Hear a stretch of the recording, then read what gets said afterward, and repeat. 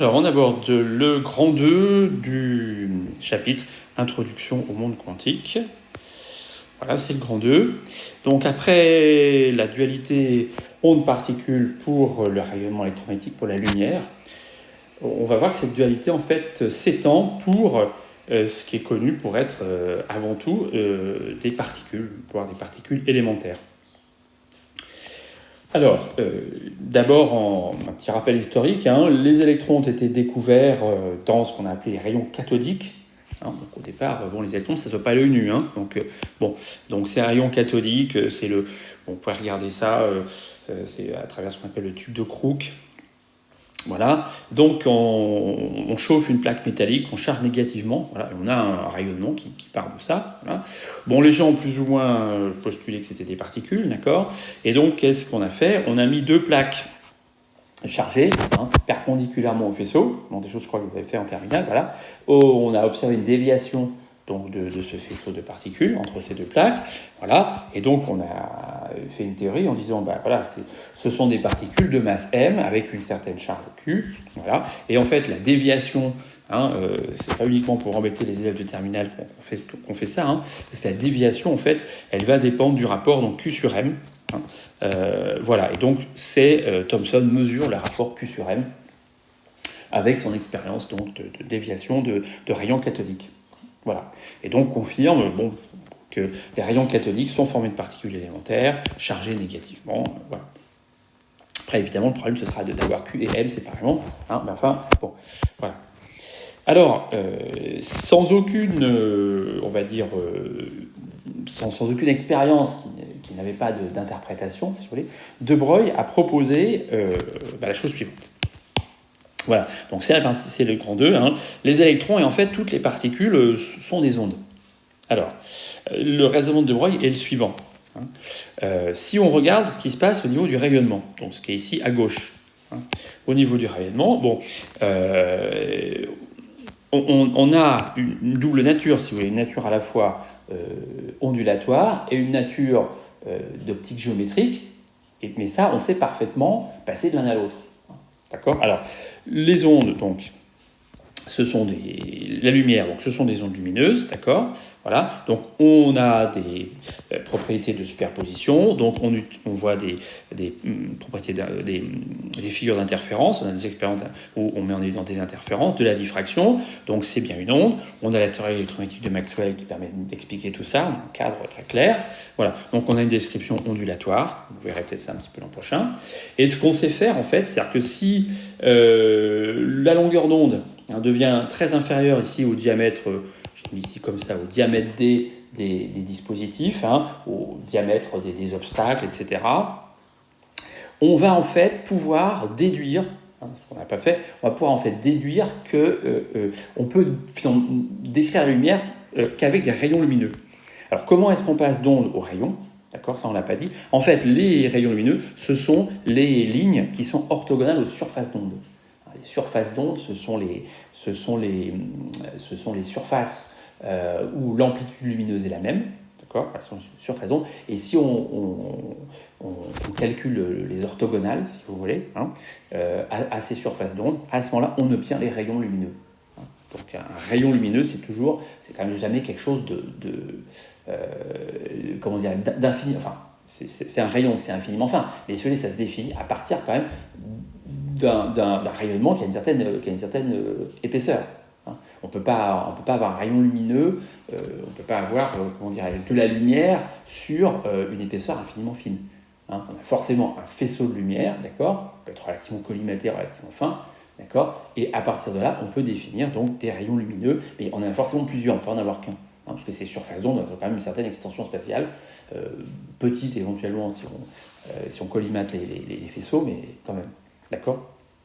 Voilà. Donc ces rayons lumineux, on sait parfaitement les définir, et à ce moment, on s'aperçoit qu'ils ont bien les bonnes propriétés qu'on a vues, c'est-à-dire par rapport au phénomène de réfraction, on retrouve bien les lois de Descartes, etc.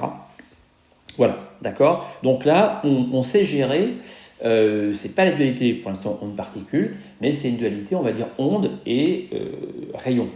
D'accord ? Voilà. Alors, ces rayons lumineux, on peut les interpréter comme des trajectoires suivies par les photons. D'accord ? Donc là, cette fois-ci, voilà, on passe subrepticement, voilà, je dirais, de rayons à des trajectoires qui seraient suivies par des particules. Puisque bon, on sait que la lumière est après composée de photons, donc bon, ça paraît raisonnable de dire ça. D'accord ? Dans le domaine des particules, donc ça, finalement, on a une description un peu mécanique. D'accord ? On passe à de la mécanique, là, quelque part. D'accord ? Voilà. Donc, ici, on a une analogie avec la mécanique. Une particule décrivant une trajectoire, prédictible par la relation fondamentale de la dynamique. Voilà, cette trajectoire, c'est comme un rayon. D'accord ? C'est une courbe. Voilà. Donc, on a une analogie entre ces deux choses-là. D'accord ? Donc, voilà. Donc, finalement, ce que suggère De Broglie, c'est que ça, c'est quelque part, comme dans le cas qui est à gauche, c'est une limite d'une théorie qu'on ne connaît pas encore. Voilà. C'est une limite d'une théorie qui serait à bâtir. C'est-à-dire qu'en fait, voilà, les particules, voilà, voilà, il y a une onde qui est derrière, d'accord, voilà, on aurait donc voilà, ces fameuses ondes de matière. Ça veut dire qu'avec la matière, ça veut dire qu'avec ce qu'on connaît comme étant des électrons, on pourrait faire des interférences et des diffractions, comme on en fait finalement avec les photons. D'accord ? Puisque les photons, enfin, entre guillemets, d'accord ? Et cette dualité onde-corpuscule, qui pour l'instant n'est peut-être pas bien comprise dans le domaine électromagnétique photon, finalement, on a peut-être la même dans le cadre de ce qu'on connaissait à l'époque, de ce qu'on connaît, parce qu'on a vu que des manifestations en termes de particules. Mais on pourrait très bien faire le même discours pour les électrons que pour les photons. Alors, la découverte du photon, elle va en quelque sorte dans ce sens-là, et voilà, mais là, on est un petit peu plutôt dans ce sens-là. D'accord ? Donc, on a des électrons, bon, d'accord ? Voilà, donc ça veut dire qu'on pourrait faire, avec de la matière, on pourrait avoir des phénomènes d'interférence et diffraction et avoir une description, si vous voulez, de ces électrons à l'aide d'une description ondulatoire. Alors, pour l'instant, le problème du paradoxe onde-particule n'est pas encore résolu, mais voilà, on pourrait avoir le même discours pour les photons que pour toute particule. D'accord ? Voilà. Donc c'est ça l'idée. Et évidemment, on passerait de l'un à l'autre de la même manière, c'est-à-dire que il y aura une certaine longueur d'onde associée à l'onde de matière, qui, lorsqu'elle devient très petite devant les distances, les obstacles, etc., on a une manifestation par trajectoire, et donc on a l'apparence de particules, si vous voulez. Mais ça veut dire que si on se plaçait avec des obstacles ici de l'ordre de lambda dB, d'accord, et à ce moment-là, on observerait des phénomènes de diffraction, ou on pourrait également observer des phénomènes d'interférence. Voilà. Donc avec, en l'occurrence, des rayons cathodiques, par exemple. Et ça, alors maintenant, ça nous paraît peut-être complètement absurde, si vous voulez, de dire ça, enfin, entre guillemets, mais quand en 1893, je veux dire, Thomson était avec ses rayons cathodiques, voilà, on pouvait les interpréter comme des particules, mais encore une fois, ça ressemblait plus ou moins, enfin, on pouvait très bien dire que c'est quelque chose qui était finalement analogue à du rayonnement, à de la lumière. D'accord ? Voilà, donc voilà l'idée. C'est voilà, on aurait ici un domaine inexploré qui serait là. Si ce schéma donc, est juste, si ce schéma de raisonnement est juste, on aurait ce domaine ici. Alors, cette longueur d'onde ici de dB, bon, je ne sais pas exactement comment De Broglie l'a trouvé. On peut la retrouver comme ça. Je prends la relation de Compton, donc P égale H sur lambda pour le photon, et si je la retourne, ça fait lambda égale H sur P, voilà, avec pour une particule entre guillemets matérielle, voilà, j'ai P égale mv. Alors bon, le problème du photon, c'est peut-être un peu sa masse, bon, voilà, mais on va pas rentrer là-dedans. Avec donc pour une particule matérielle, donc P égale mv, d'où voilà, donc l'expression à ce moment de la longueur d'onde de De Broglie, donc lambda égale H sur P, je remplace P par mv, voilà, et je vais appeler ça donc longueur d'onde de De Broglie. Voilà. Alors ici, ce qui est aussi très intéressant et novateur, etc., et je n'oublie pas quand De Broglie a sorti ça, on s'est un petit peu fichu de sa figure, c'est que ce H qui est là, qui avait l'air d'être cantonné comme court rayonnement, finalement, il va aussi intervenir. Voilà, on va étendre son utilisation aux électrons. Et l'idée de Broglie, c'est que toutes les particules, tout ça, évidemment, à l'époque, on voit que des électrons, mais ça peut marcher avec toutes les particules. Donc, c'est ce qui a été vérifié, on va dire, récemment, avec des protons et même avec des atomes, en fait. On va voir que même un atome a les propriétés décrites par De Broglie. Voilà, donc ce H maintenant se met un petit peu à sortir de son domaine qui était l'électromagnétisme, voilà. Et donc là on a De Broglie, voilà, on pose que c'est H sur mv. Alors bon, il faut que la vitesse évidemment soit constante, ça c'est la norme de la vitesse. Bon, on ne va pas se compliquer la vie avec des vitesses variables, voilà. Voilà. Alors cela signifie donc que l'on associe donc une amplitude instantanée, donc pour l'instant la nature n'est absolument pas connue, à une onde de matière, voilà. Une amplitude instantanée d'une onde, d'une onde de matière, voilà, à une particule, bon, électron ou autre. Voilà, puisque si on a une longueur d'onde, c'est qu'on a une onde. Donc si on a une onde, c'est qu'on a un petit A, on a une amplitude. Alors amplitude de quelle nature, ça, on ne sait pas. Voilà, c'est ce qu'on va appeler la fonction d'onde associée à la particule. Voilà, d'accord. Alors, donc ceci a été confirmé expérimentalement. Alors je vais vous donner. Alors la première confirmation expérimentale, c'est l'expérience de Davison et Germer. Voilà. Donc ils ont bombardé une surface de nickel, je crois, voilà, par des électrons. Voilà. Alors la surface, évidemment, il fallait qu'elle soit sacrément bien propre, si vous voulez. Donc il faut qu'elle soit atomiquement plane. Il faut qu'elle soit plane à l'atome près. Moi, sur la zone sur laquelle on émet. Donc, je crois, il y a des anecdotes un petit peu là-dessus que j'ai lues à droite à gauche, mais enfin, au départ, leur surface n'était pas bien comme il fallait. Donc, ils n'observaient pas, ce qu'on va observer ici, enfin, une confirmation de la théorie de Broglie. Voilà. Donc, ils envoient des électrons sur la surface d'un cristal de nickel. Donc, je vous ai dit qu'un cristal, donc on a une répartition des atomes qui est spatialement périodique, en fait. D'accord. Donc, ces électrons vont être réémis ils vont être renvoyés par les atomes. Enfin, certains vont traverser, d'autres vont être renvoyés. Et en fait, on va récupérer les électrons renvoyés par cette surface. Voilà, et on va obtenir une figure d'interférence analogue à la figure d'interférence obtenue, ce qui se faisait avant par les rayons X, bombardant la surface dans les mêmes conditions que les électrons. Voilà. Donc les rayons X, on sait que c'est décrit par c'est l'électromagnétisme, donc on ne s'étonne pas qu'on a des phénomènes diffraction-interférence, c'est un petit peu la même chose. Voilà. Alors voilà, on a une figure d'interférence et le phénomène, ce qu'on appelle, c'est diffraction par le réseau. Voilà. Mais on a toujours des ondes qui se superposent, si vous voulez. Voilà. L'interprétation de la théorie de la diffraction, c'est par des superpositions d'ondes. Voilà, donc c'est en fait c'est une théorie d'interférence en fait, qui explique la diffraction. Voilà, donc donc on obtient avec des rayons X et des électrons, on obtient des figures de diffraction qui sont tout à fait analogues, parce que quand même l'interaction entre un photon et un atome n'est pas la même qu'un électron avec un atome, mais voilà, on verra ça un peu dans les exercices. D'accord. Voilà. Et en mesurant l'interfrange, alors je vous rappelle qu'on avait vu dans des expériences assez simples que l'interfrange était lié à la longueur d'onde. D'accord. On avait deux sources. D'accord. On a beaucoup vu ça sur les vibrations à la surface d'un liquide. D'accord. On a une formule I égale lambda D sur A. D'accord. Lambda c'est la longueur d'onde. D c'est la distance de l'écran entre guillemets aux deux sources, et petit a c'est l'écart entre les deux sources. Voilà.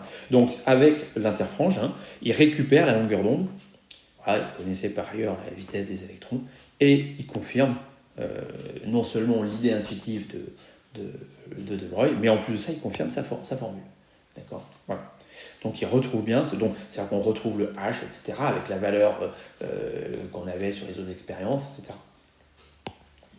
Voilà, donc, alors cette expérience-là n'est pas très facile à interpréter. Bon, Je l'ai dans un bouquin assez bien expliqué, mais j'ai un petit peu renoncé à la présenter. Alors, il y a quelque chose qui est pas mal, une expérience qui a été faite plus tard, alors Davidson et Garman, je ne sais pas trop de quand ça date, qui a été faite dans les années 50. C'est une expérience d'interférence électronique alors Faget et Fert. Alors bon, c'est pas les premiers, hein. Ça c'est les Français de la bande, mais il y a des Allemands qui avaient déjà fait ça avant eux. Voilà. Alors cette manip, je vais vous la montrer un petit peu. Alors, j'ai pas réussi à avoir la publi. Pourquoi j'arrive plus à avoir mon autre document? Je ne sais pas. Alors, zut. Ok, voilà. Voilà, j'ai pas la publi, mais je viens hier soir en regardant des documents que j'avais chez moi. J'ai vu la référence, la publication. Mais bon, ça, je pense qu'elle n'est pas disponible sur Internet. Il faudra que j'aille la chercher à la BU. Elle sera, je pense, sous forme papier. Voilà. Alors, c'est quand même une sacrée manip. Alors, l'idée un petit peu, donc, ils se sont basés sur ce qu'on appelle le biprisme de Fresnel. Alors, j'en parle un tout petit peu de cette histoire parce que, voilà, parce que on est, alors, on est à la fois dans le monde des rayons et dans le monde, donc c'est de l'électromagnétisme. Là c'est des rayons, c'est des rayons lumineux. On est à la fois dans le monde des rayons et des ondes. On a comment dire, on a une approche un petit peu hybride. Et en fait, on va voir que cette approche hybride, elle va être, au moins à cette époque-là, hein, étendue aux trajectoires des électrons, etc. Hein. Voilà. Donc ici, ce biprisme de Fresnel, donc vous avez une source unique ici. Là, vous avez un biprisme, hein, d'accord, qui, alors si je raisonne en termes de rayons, si vous voulez, voilà, bon, les rayons lumineux, bon, le prisme, il a une distance, des dimensions très grandes devant lambda. Bon, a priori, je décris par des rayons, d'accord. Et en fait, qu'est-ce qui va se passer? Je peux, en quelque sorte, habiller ces rayons, hein, par une onde. Non, ben voilà, c'est-à-dire que le long de ces rayons, j'écris que j'ai une onde de type A cos oméga t moins tau, et tau, c'est le temps que met la lumière pour parcourir le rayon. On verra ce qu'on ça. D'accord. Voilà. Donc on arrive, si vous voulez, en chaque point de ces rayons ici, à mettre une amplitude. D'accord. On habille le rayon d'une amplitude. Donc vous voyez que c'est un petit peu dual là aussi, hein, parce que on est on est à la fois un petit peu, on est à la fois, c'est une approche semi-géométrique, parce qu'on est à la fois dans les rayons, mais ces rayons, on les habille avec des ondes. Alors théoriquement, je vous avais dit, dans le domaine des rayons, les ondes on les oublie. Hein. Bon, puisque c'est une description un peu par trajectoire, etc. Bon. Donc en fait, là, on peut être un petit peu en hybride sur les deux. Voilà. Et là, on observe une figure d'interférence. Hein. Et donc, en gros, tout se passe comme si, vous voyez, par réfraction, tout se passe comme si on avait deux sources ici, synchrones. Voilà.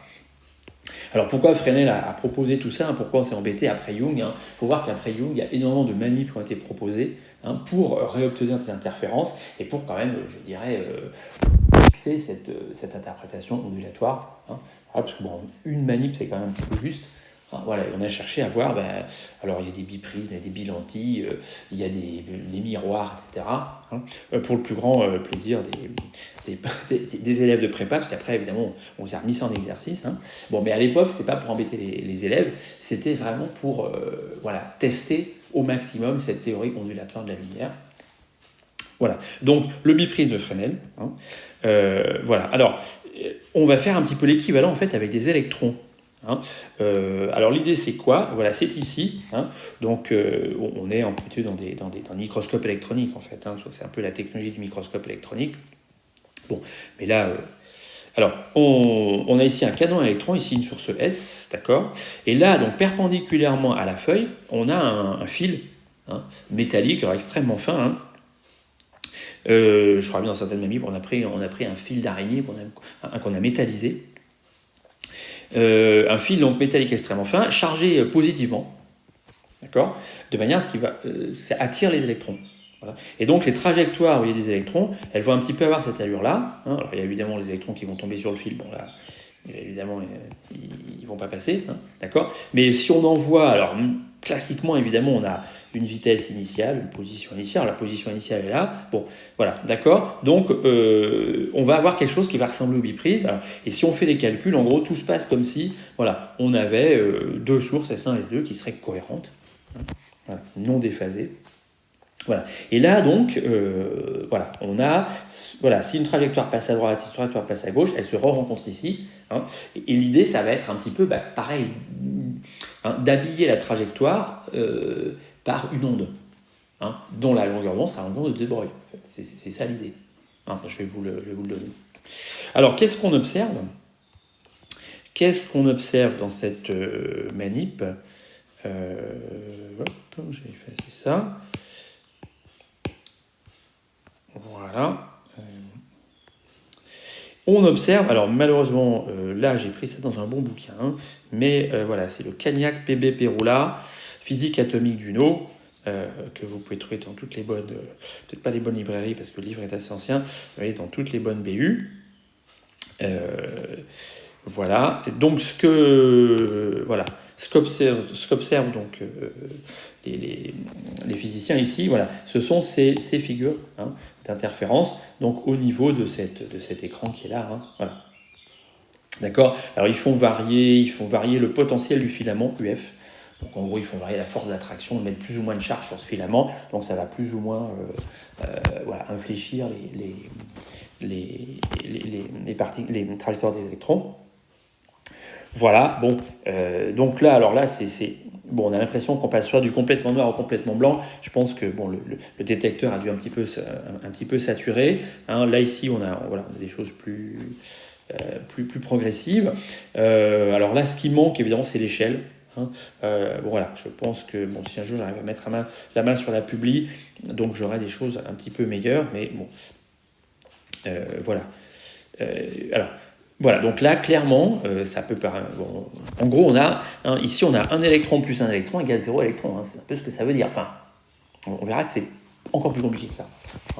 Mais voilà, là où on devrait avoir des électrons qui devraient arriver, et bon, on n'en a pas. D'accord. Bon, donc, voilà. Alors ici, on en a bien sur les parties blanches, là, d'accord. Mais là, bon, et puis évidemment, on a vraiment des bandes d'interférence. Donc on voit bien quand même que ça relève quand même d'interférences lumineuses, mécaniques, etc. D'accord. Donc ça confirme encore cet aspect ondulatoire qu'on peut... Enfin, ça confirme, après l'expérience Davidson et Germer, ça confirme l'aspect ondulatoire, la description ondulatoire qu'on doit avoir du mouvement des électrons dans ces circonstances-là. D'accord. Et là aussi, évidemment, inutile de vous dire que le lambda dB, c'est bien vérifié. C'est-à-dire que quantitativement, si on déduit de l'interfrange la longueur d'onde, on vérifie bien que c'est du H sur MV. D'accord. Voilà, donc, bon, c'est pas des petites manips. Alors, est-ce que j'arrive à récupérer mon autre papier? Oui, là j'y arrive. Ok. Alors, qu'est-ce que je vous dis sur cette expérience de Faget et Fert? Voilà, alors on va continuer. Ouais, c'est bon, je le récupère. Alors, il y a un truc qui est encore plus fort.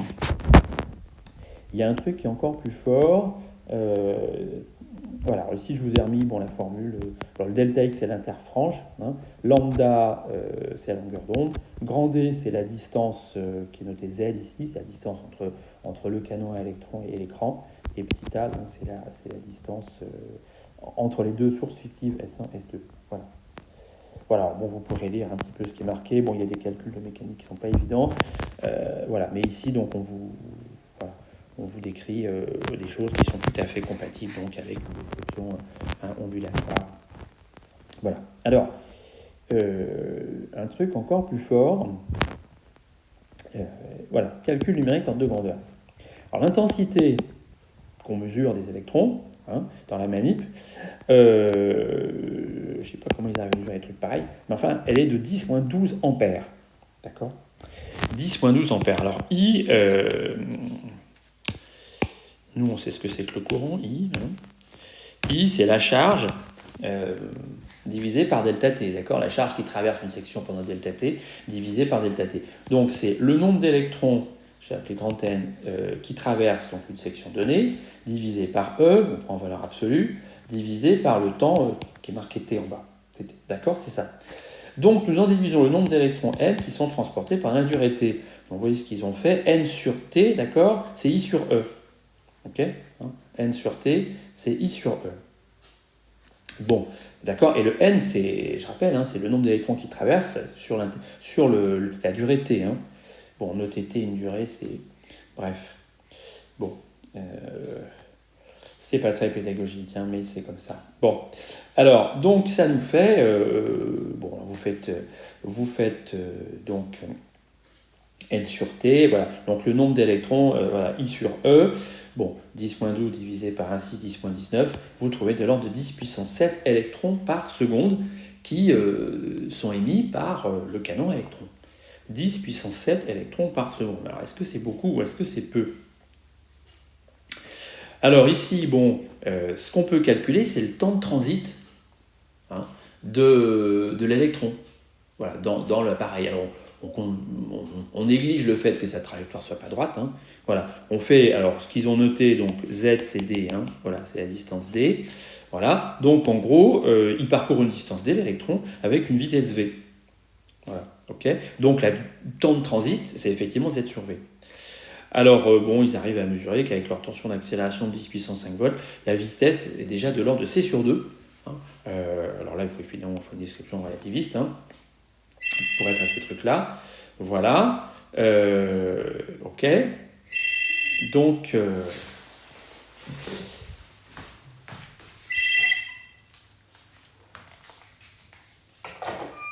excusez-moi.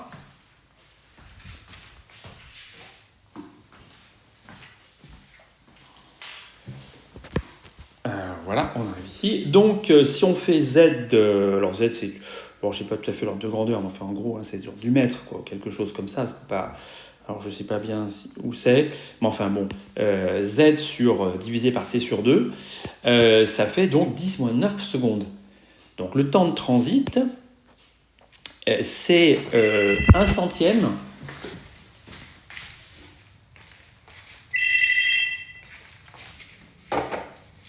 C'est 1 centième.